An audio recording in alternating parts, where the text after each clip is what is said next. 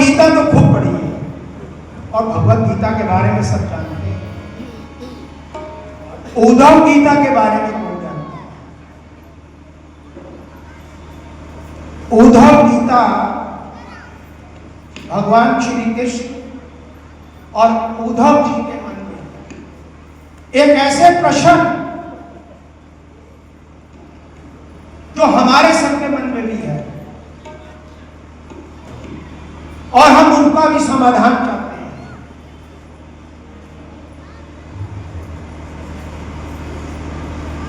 भगवान श्री कृष्ण उद्धव जी को कहते हैं, उद्धव,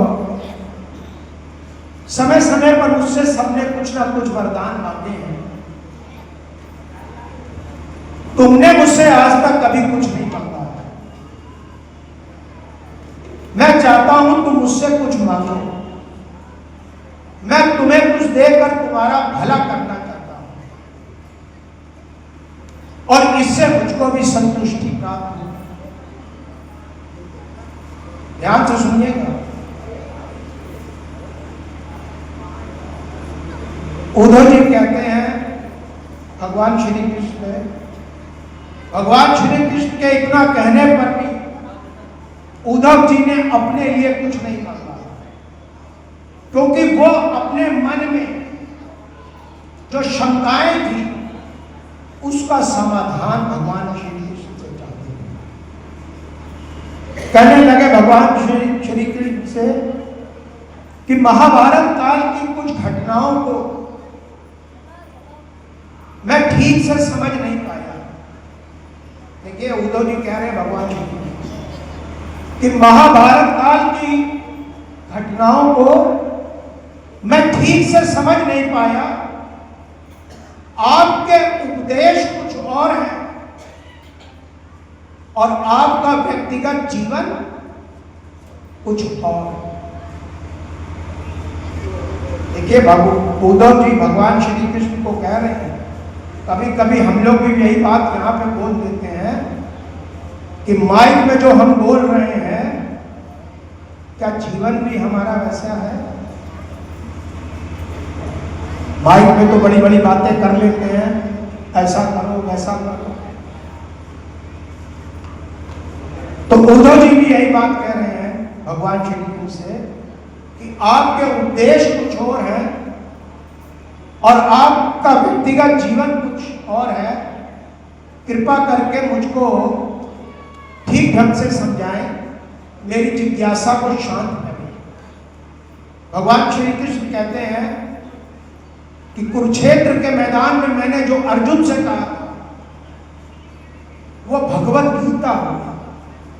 आज मैं जो तुझसे कहूंगा वो उद्धव गीता के नाम से जाना।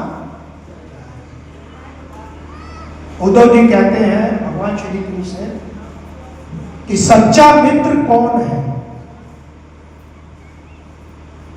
भगवान श्री कृष्ण कहते हैं सच्चा मित्र वो है जो जरूरत पड़ने पर बिना कोई नाक लपेट के अपने मित्र की सहायता करे।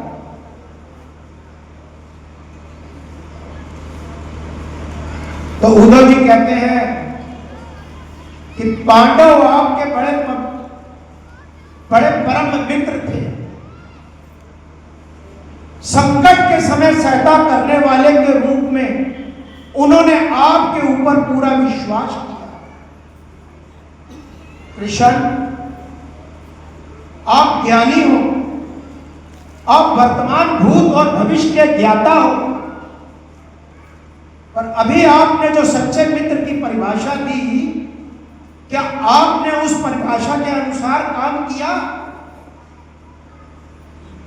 आपने धर्मराज युधिष्ठिर को द्रुत कीड़ा खेलने से क्यों नहीं रोका?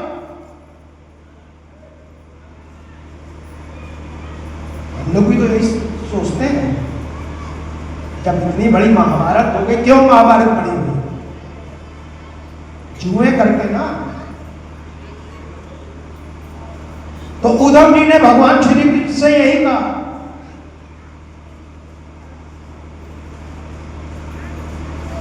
कि आप पांडवों के इतने परम मित्र थे, फिर भी आपने धर्मराज युधिष्ठिर को द्रूत कीड़ा अर्थात जुआ खेलने से क्यों नहीं रोका? चलो इस बात को जाने दो, पर कम से कम आप ये तो कर सकते थे कि पासे के अंक आप अपनी शक्ति से धर्मराज युधिष्ठिर की तरफ मोड़ देते। आप चाहते तो पांडव जीत भी सकते थे, पर आपने ये भी नहीं किया। और तो और जब धर्मराज युधिष्ठिर अपने भाइयों को दांव पे लगा रहे थे, अर्जुन, नकुल, सहदेव, भीम, और एक एक करके अपने भाइयों को हार रहे थे, तब तो आपको सभागार में आकर के उसको रोकना चाहिए था। कृष्ण, आपने ये भी नहीं किया।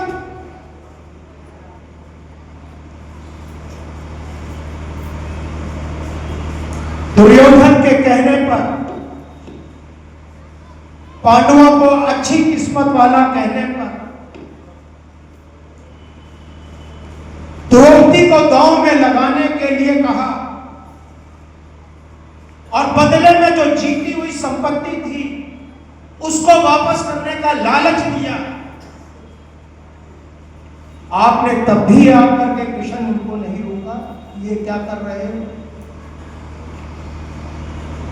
जब भरी सभा में द्रौपदी का चीर हरण हो रहा था और तकरीबन उसका शील भंग होने जा रहा था, तब आपने वस्त्र दे करके आखिरी समय में द्रौपदी की लाश बचाई। कृष्ण, एक औरत को एक व्यक्ति घसीटता हुआ अंदर लेके आ रहा है, उसके साथ अव्यवहारिक काम हो रहा है, उसके साथ उसकी इज्जत को मिट्टी में मिलाया जा रहा है, आप फिर भी उसकी रक्षा करने नहीं आए। आप तो संकट मोचन हो कि अपने भक्त की इतनी मुसीबत में करके भी आपने उनकी कोई रक्षा नहीं करी। क्या यही धर्म है? ये कहते कहते उद्धव का गला, आंखों से आंसू निकलने लगे। भगवान श्री कृष्ण मुस्कुराए। सुनिए भगवान श्री कृष्ण क्या कहते हैं। भगवान श्री कृष्ण कहते हैं कि इस सृष्टि का एक ही नियम है कि जो विवेकवान होता है वही विजयी होता है। दुर्योधन के पास विवेक था, इसलिए वो जीता। धर्मराज युधिष्ठिर के पास विवेक नहीं था, इसलिए उनकी पराजय हुई। वो तो हैरान से भगवान श्री कृष्ण को देखने लगा। भगवान ये आप क्या कह रहे हो? भगवान श्री कृष्ण कहते हैं कि दुर्योधन के पास धन और पैसा तो बहुत था, पर पासे का खेल खेलना उसको नहीं। उसने धर्मराज युधिष्ठिर से कहा कि मेरी तरफ से पासे का खेल मेरे मामा शुक्री खेल। यही विवेक है। ये कितनी बड़ी बात कह दी कि जो काम हमको ना आए उसको करने का काम मत करना। जो उस काम को जानता हो उसको। भगवान श्री कृष्ण ने कहा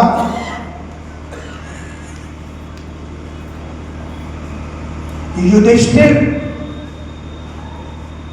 अगर युधिष्ठिर चाहता तो वो भी दुर्योधन के आगे ये शर्त रख सकता था कि अगर तुम्हारी तरफ से तुम्हारे मामा शुक्नी खेलेंगे तो मेरी तरफ से मेरा मित्र कृष्ण इसको खेलेगा।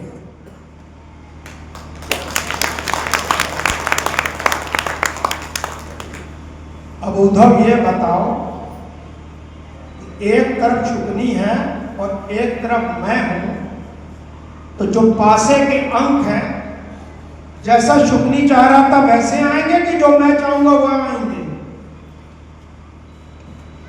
तो कहने लगा बात तो आपकी बिल्कुल पते की है, आप तो भगवान हो भाई।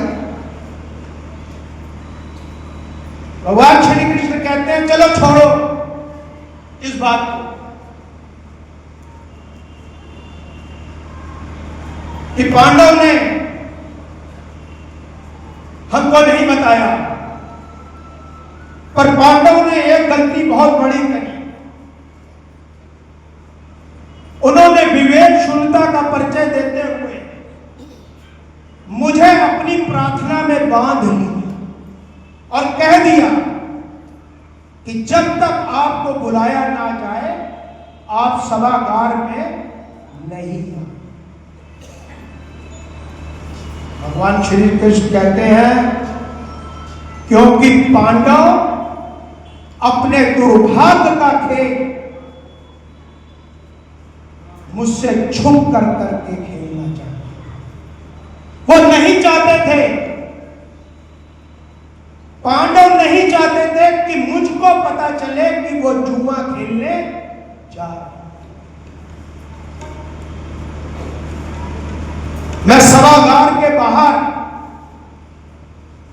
खड़ा हुआ उनका इंतजार करता रहा कि कब कोई हमें बुलाए और मैं भीतर जाऊं, क्योंकि मुझको तो प्रार्थना से उन्होंने बांध दिया था कि जब तक आपको बुलाया ना जाए तब तक आप।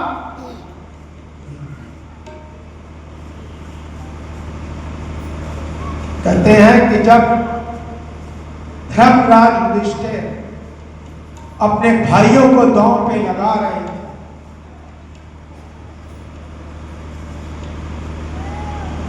अर्जुन, नकुल, सहदेव, भीम, वो सब अंदर बैठे हुए या तो अपने भाग्य को कोस रहे थे या तो फिर दुर्योधन को कोस रहे थे। किसी ने भी एक बार भी भगवान श्री कृष्ण का नाम नहीं लिया।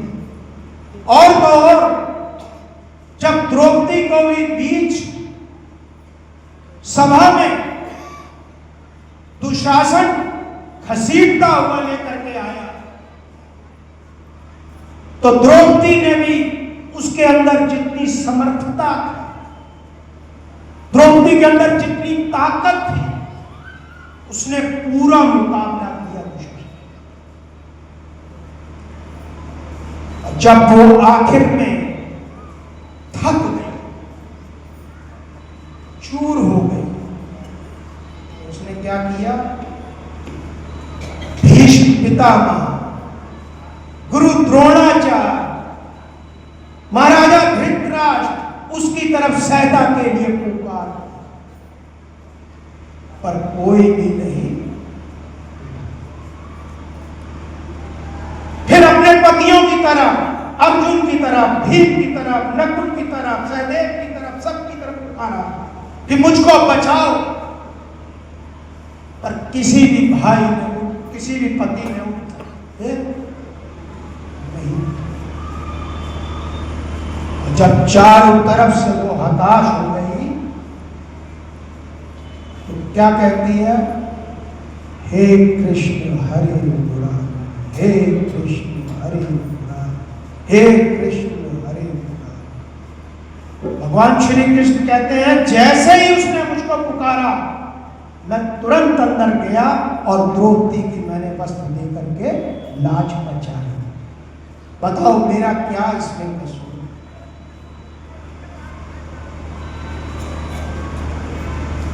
उद्धव जी कहने लगे भगवान श्री कृष्ण के, प्रभु आपका स्पष्टीकरण तो बहुत प्रभावशाली है,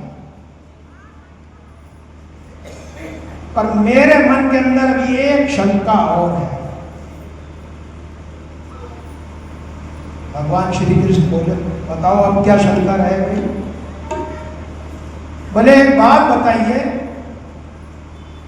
क्या जब तक आपको पुकारा नहीं जाएगा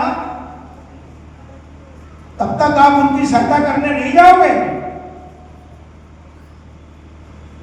अगर आपका भक्त अपने दुख में, अपनी पीड़ा में आपको पुकार रहा है तो कृष्ण आपका भी तो फर्ज है। भगवान श्री कृष्ण कहते हैं इस सृष्टि का एक ही नियम है, ध्यान से सुन लो, ये मैं नहीं बोल रहा हूं, ये भगवान श्री कृष्ण कह रहे हैं इस सृष्टि का एक ही नियम है, हर जीव का कर्म फल उसके जीवन को चलाना है। ना तो मैं उसमें हस्तक्षेप करता हूं और ना तो मैं उसको चला, मैं हर जीव के अंग संग रह करके उसके सब किए हुए पर मैं दृष्टि करता हूं, और यही ईश्वर का कर्म है, यही ईश्वर का कर्तव्य है। साथ संगत, सच बात तो यही है कि हम जब इस परमात्मा को अपने से दूर समझ बैठते हैं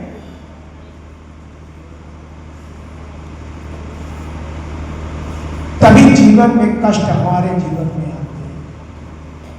भगवान श्री कृष्ण कहते हैं कि पांडव भी यही समझ लेते, पांडव समझ रहे थे कि मुझसे छुप करके जुआ खेल रहे हैं। अगर पांडव ये जान जाते कि मैं हर समय हर जगह मैं उनके साथ हूं, अगर वो मुझको अपने से दूर समझ बैठे तभी उनके जीवन में कष्ट। उद्धव जी भगवान श्री कृष्ण की ये बातें सुनकर मंत्रमुग्ध हो गए, कहने लगे कितना गहरा दर्शन ध्यान दिया, यही सत्य है। पूजा करना, पाठ करना, ईश्वर को अपनी मदद के लिए बुलाना, ये हमारी भावना और हमारा विश्वास। जब हम ये समझने लगते हैं कि इसके बिना एक पत्ता भी नहीं हिल सकता, जब हमको ये लगता है कि इस प्रभु के बगैर एक पत्ता भी नहीं हिल सकता, तब हमको उस परमात्मा की उपस्थिति अपने साथ होगी। और गड़बड़ कब होती है? जब हम परमात्मा को अपने से दूर से। तो दास ये भी यही बात कह रहा था कि ऐसी दृष्टि की जरूरत है, सद्गुरु से ऐसी दृष्टि प्राप्त की जाए कि हम हर वक्त उठते बैठते इस प्रभु को, इस परमात्मा को अपने अंग संग महसूस। बस संगत जी, आपने इतनी बात ध्यान से सुनी और दास के भी मन में था कि कुछ इस तरीके की बात जरूर होनी चाहिए कि जो व्यक्ति के भीतर तक ये जाए और इस परमात्मा के साथ वो अपनी दोस्ती कर ले कि जो भी मेरा काम करता है ये प्रभु करता है। हम समझते हैं कि ये अच्छा है या खराब है, ये हमारी अपनी मर्जी है, पर वो जो करता है हमारे लिए वो हमेशा अच्छा है। बोलिए सद्गुरु भगवान